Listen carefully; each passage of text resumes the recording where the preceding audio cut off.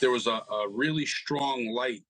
It lit up the entire cab of my cruiser to the point where I was having a hard time driving because I really couldn't see it. I was blinded by it. It was a perfect sphere, and it almost looked like plasma moving constantly. I was perplexed and confused at what I was looking at.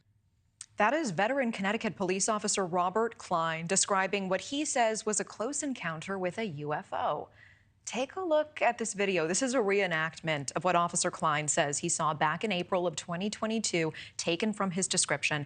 He says he was barely into his overnight shift on a stretch of dark road that runs along a lake when his patrol car was filled with bright light that emanated from an object that was hovering near his car. The light changed colors several times, and then it zipped over the lake in the blink of an eye.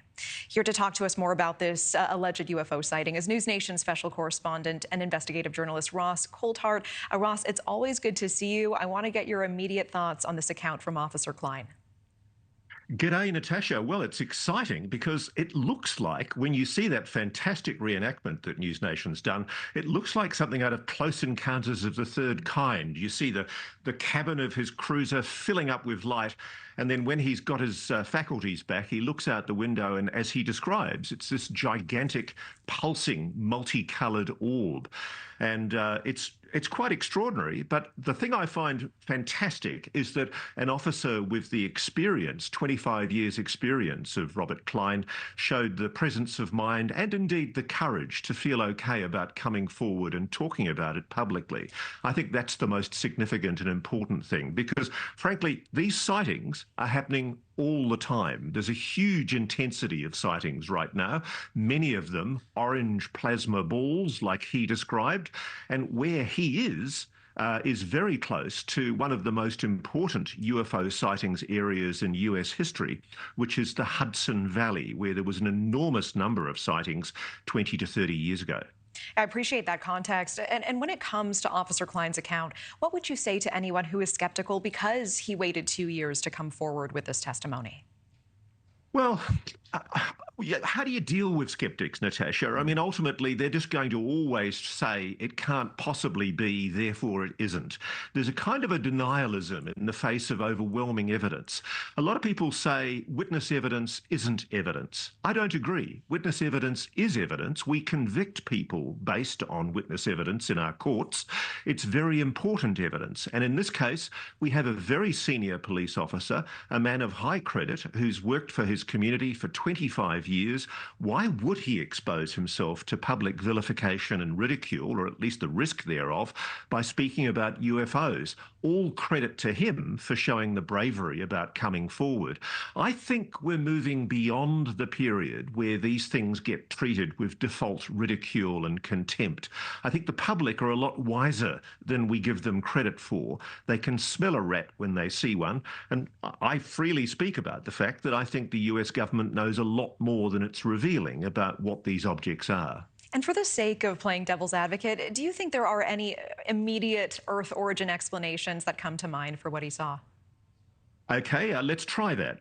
It could be, say, a flare. The trouble is that what he described was instantaneous movement. He describes 1 minute it's over his patrol car, and the next minute, as he films with his video camera, it's zoomed instantaneously across the lake. Flares don't do that. Neither do aeroplanes, helicopters, or any other type of prosaic explanation.